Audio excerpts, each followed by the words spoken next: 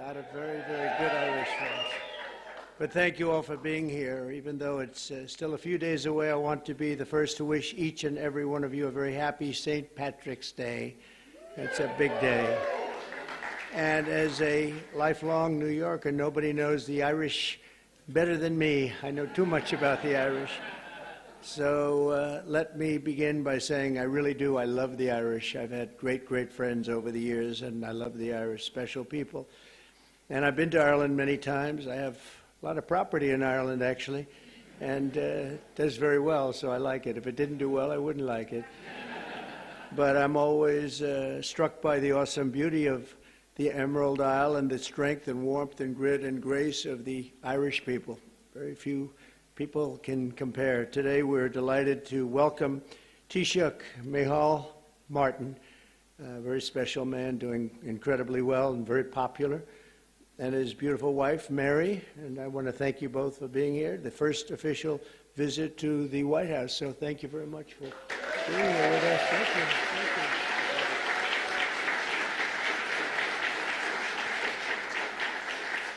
I also want to extend a special welcome to Ireland's ambassador to the United States, Geraldine Boom. And you, where are you, Geraldine? Here you are, Geraldine Byrne Nason.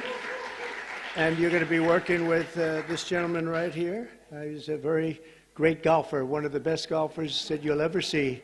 He'll be playing golf all day long he'll take clients out to play golf, but he's won many, many club championships. And Ed Walsh, congratulations. Great, great. Going to be great. We're grateful also to be joined by the members and many members of our cabinet, proud Irish Americans, Sean Duffy and Robert F. Kennedy Jr. Where's Robert F. and Sean? Hi, Bobby. I knew that, let's see, Duffy we knew and Kennedy we knew. Some of you I wasn't as sure. Pam Bondi, I don't know. Are you Irish? Are you Irish? With that name, I can't figure that out. She's doing a hell of a job, I'll tell you. That Attorney General Pam Bondi, Secretary of Energy,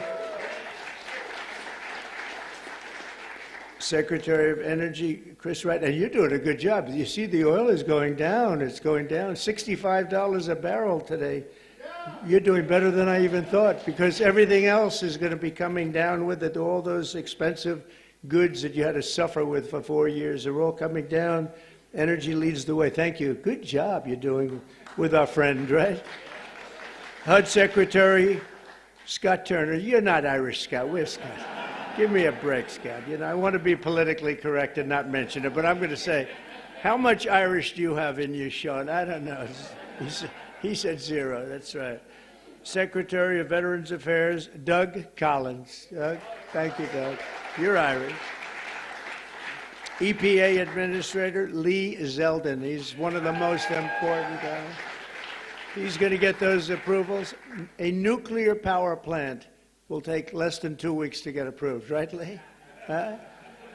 It used to take 15 years. We're going to do it in a couple of weeks. U.S. Trade Representatives Jamieson Greer. Where are you, Jamieson? Jamieson Greer. Thank you, Jamieson. And I also, there's a very special man here that I've been watching a long time. One of the greatest dancers ever in the world. Michael Flatley is around here someplace. There's nobody like this guy. Great, Michael. I've watched him, Radio City. I've watched you a lot, Michael. His feet, the way they moved. I don't know how the hell you do it. Can you still dance like that, or is Father Time caught up? You know, Father Time has never lost. You know that, right? But you're doing great. You look fantastic. Also with us are Representatives John McGuire. John, hi, John. Good. Bill Heisinger. Bill, thank you. Ronnie Jackson, Doc Ronnie as I call him, even though he's a congressman. Special guy. John Joyce. John. Thank you, John. David Joyce. David. Thank you. And Guy Resenshathaler. You know that Resenshathaler. That's actually the way you pronounce it, you know. Nobody else gets it right. I got it right, but it's a hell of a name. But despite that, he's very successful at what he does, which is politics. And he's a great guy. Thank you, Guy. We have come together to this beautiful White House this evening for the annual Shamrock Ceremony, a living symbol of the long and unique friendship between Americans and the Irish. And we're always going to have that friendship, just like we have a great friendship. We'll always have that very special friendship. This wonderful tradition dates back to 1952, when the first Irish ambassador to the United States sent President Truman a box of shamrocks as a gesture of goodwill. You hear that, Walsh? The first. You're not the first. You're, I don't know what you are. What number are you? Do you have any idea? It's been a long time, right? Let's see. I could figure it out pretty easily. The bond between our nations as the old America itself, and it is as old as our country. So many Irish volunteers risked their lives in the American Revolution, and George Washington described Ireland as, quote, the friend of my country in my country's most friendless day, meaning Ireland stuck with us when we were not doing so well, when it was looking pretty bad.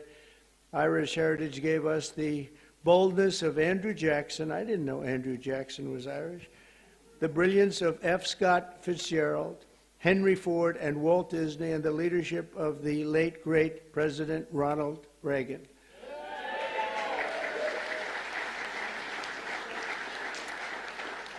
It was men and women of Irish descent who built the hallowed halls of Notre Dame University. Notre Dame is great. What a great place. The legend of the Boston Red Sox and the golden arches of McDonald's. That's right. Today, 1 in every 10 Americans trace their roots back to the old country. We're discussing, we have 5 million people living in Ireland, but we have 35 million people living here, right, of Irish descent. That's a pretty interesting statistic. I was looking at all these great dancers over here. You are very beautiful. Are you all great dancers, right? Look at that. Young, great dancers. Wow. That's great. Did you perform for the group before? Because I heard somebody was doing really fantastic. They said, these people are fantastic. I didn't get to see you. Do you want to do it again? Okay, well, we might have them do it again. I heard you did a fantastic job. Thank you. As we celebrate Irish American Heritage Month, we're grateful to be joined by hundreds of these proud patriots right here today. And I know them from personal experience that many of the people that we have here, they're just fierce. They have fierce Irish flame. We call it, you never give up. You never, ever give up. Oh, I even see Don. Hello, Don. You are definitely Irish, Don McGann. You are definitely an Irishman. There's no question about that. But you never give up. We will never give up ever, right? For the young ones, ever. Because you never know what's going to happen, you know? Just a little bit more effort and you get there. Look at what happened to me. A lot of people said this was not a possibility. They said that was going to be a tough race, and we won in a landslide, and let's keep it that way, right? And we're having a great time bringing our country back and bringing it back at a level that people had no idea was going to take place this rapidly, this quickly. And a lot of our great people that are secretaries and the people working in the administration are here, and they're doing a fantastic job, so I want to thank all of you. 5 blocks east of where we are today, that spirit once helped save the very heart of the city's Irish American community. You all know about it. During the War of 1812, British forces rampaged through the streets of Washington, burning every building in their path. Every single building was being burned down. Almost everyone fled, but not Father William Matthews of St. Patrick's Church, which was built to serve the Irish workers who came to build the Capitol and the White House. They were building the White House, and they formed a great bond. And they were doing the pretty important buildings, the White House and the Capitol. I would say that's about as good as it gets. As the fire spread, the priest and the group of his parishioners said that we're just going to have to barricade ourselves in. We're going to have to do something because it's really bad. It's really dangerous in here. And inside the church, they climbed to the roof, armed with only buckets of water. That's the only thing they had. And the other thing they had was faith in God. They had a big faith in God. They said, God will never do this to us.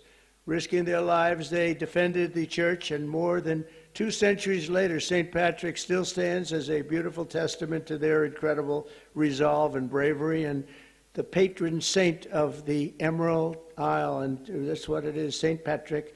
So we have St. Patrick's Day, and we remember their courage, and we honor the bravery of countless Irish Americans who have kept our country safe, strong, prosperous, and free. And I made a little talk with my friend right behind me before at the Capitol, and they gave me one statistic that they don't have here. I thought it was an amazing statistic.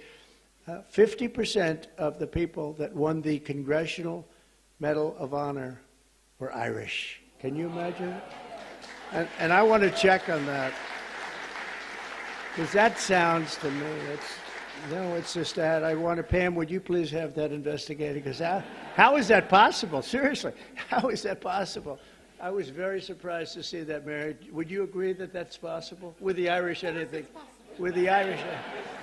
Now, think of it. The Congressional Medal of Honor is the highest award you can get in this country. And 50%, although you also have the Presidential Medal of Freedom, but I will say the Presidential Medal of Freedom, it's much easier to, I mean, you get it for achievement in something, but you don't have to take many, many bullets, although there has been one bullet that was, not too good. I'm the only one, the presidential, that got that. But think of that, 50% of the people that received the Congressional Medal of Honor had Irish heritage and were involved in some form with the Irish, and that's pretty good. That's a pretty big statement. In closing, I want to remember one more Irish-American patriot our nation lost this week. In 1979, Anthony R. Dolan, some of you know that name, a lot of the people that work in the White House know it very well, became the youngest ever Pulitzer Prize winner for his reporting on government corruption in Stamford, Connecticut.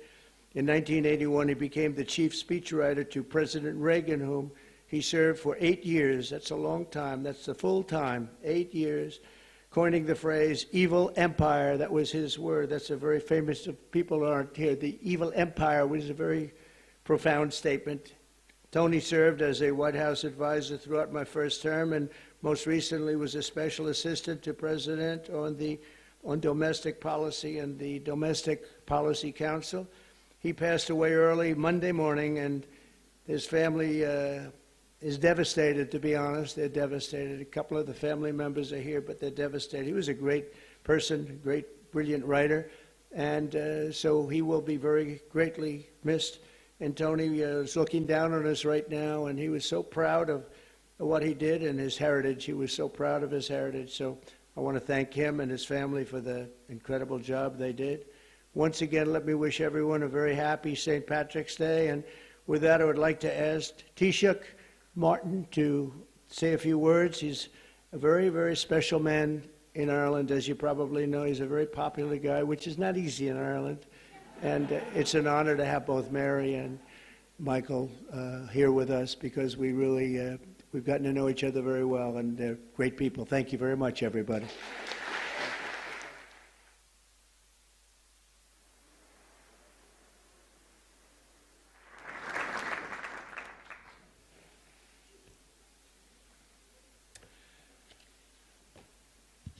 President Trump, distinguished guests, it is a singular honour to represent the people of Ireland as we gather to celebrate St. Patrick's Day.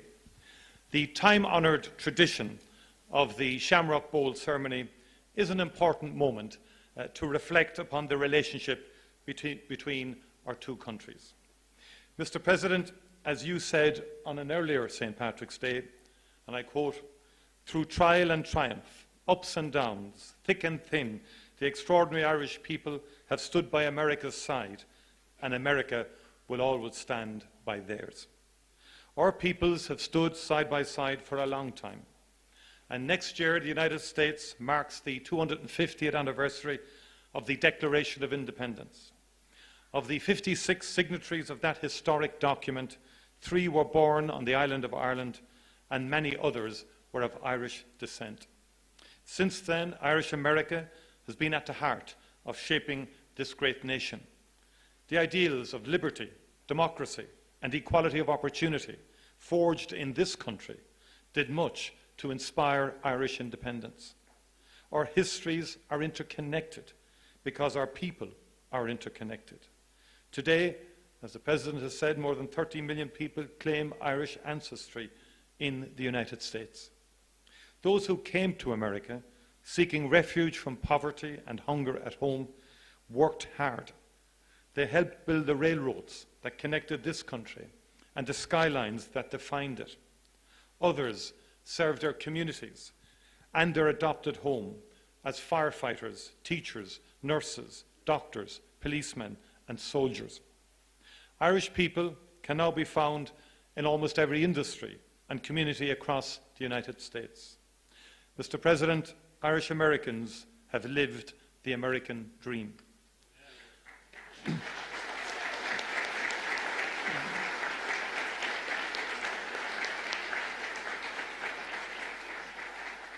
I saw that for myself earlier this week in the great state of Texas, where I met Governor Greg Abbott, attended South by Southwest, and learned about exciting economic opportunities that abound in the Lone Star State.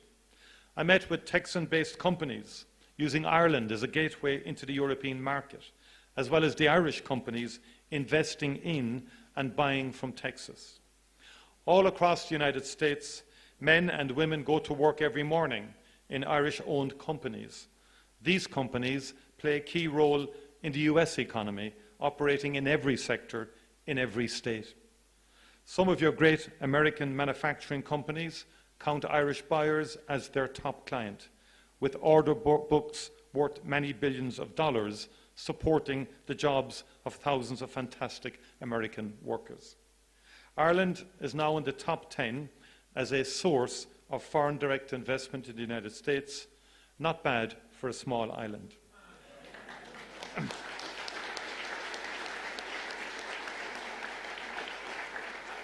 Ireland likes to trade with the United States, and the United States likes to do business with Ireland because we are strong and reliable partners. Mr. President, let's do even more and better together. In the past, Irish labourers came to help build the new republic, the beacon on the hill. They even built this beautiful White House. They built the roads and the railroads that made this mighty union possible. Today, Irish companies are building the infrastructure connecting the United States in the 21st century. Throughout our great shared history, Ireland has played a role in bringing America closer. In doing so, we've been proud to help make this country great. Mr. President, American companies continue to invest in Ireland, where our access to the European market, talented workforce, and consistent and stable business environment makes us one of the best places in the world to do business. And just like our peoples and cultures, our economies are deeply interconnected. Investment in Ireland helps American companies sell their products across the world. Our island is home to a people with an outward perspective, generations of whom have looked to the United States for opportunity and inspiration. We've built prosperity through free and fair trade with partners all over the world, and particularly here in these United States. Let us continue to build on that foundation, bringing ever-growing prosperity to both our great peoples. Let us continue to work together to make sure that we maintain that mutually beneficial two-way economic relationship that has allowed innovation and creativity and prosperity to thrive. Mr. President, on St. Patrick's Day in 1981, in this House, President Ronald Reagan spoke of a just and peaceful solution to the conflict in Northern Ireland. And that was the start of an extraordinary journey. 17 years later, after enormous effort and commitment and dialogue and disagreement and sheer perseverance, we signed the Good Friday Agreement.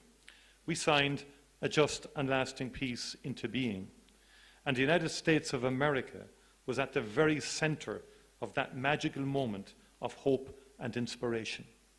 Successive presidents, Republican and Democrat, cared enough to put in the late nights, the persuading, the cajoling, the negotiating, the encouraging, the influencing.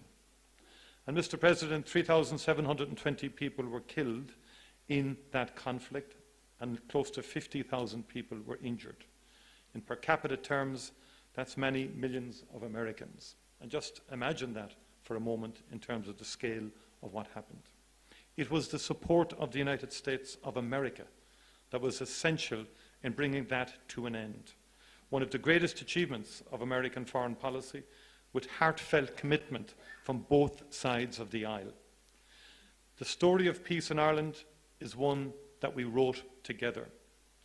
We know building peace is a difficult and painstaking task, but when the mighty United States of America puts its shoulder to the wheel, there is no mountain it cannot move.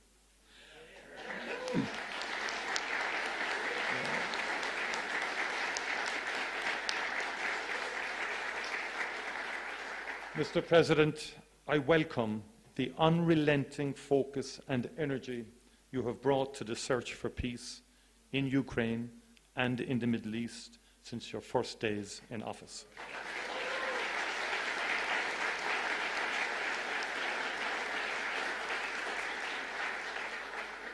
In my view, there is nothing more noble, President, than the pursuit of peace, and this is what you are doing.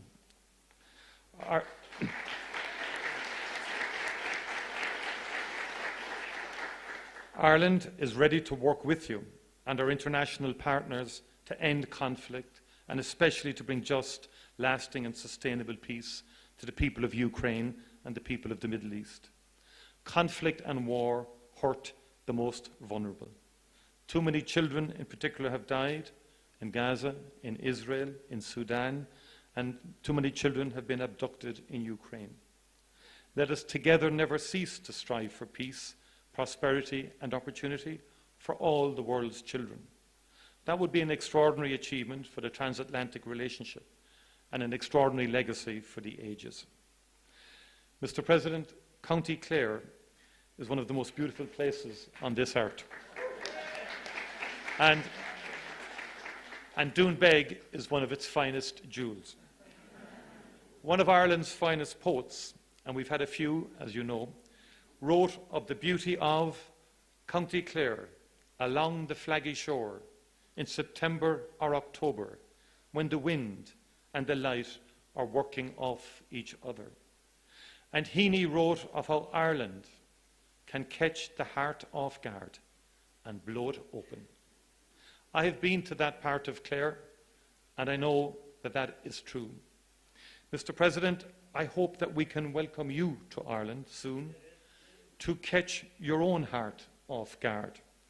You know better than anyone the beauty of Doonbeg, a place that would take anyone's breath away. Gorov Mila Amahagut, Banachti na Fela Podrig Oruv Galer.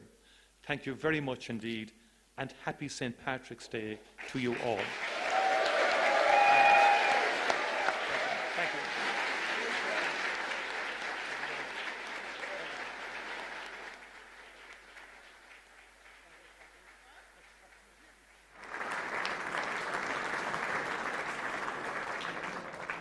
Time-honoured tradition, I'm going to present a bowl of shamrock to President Trump.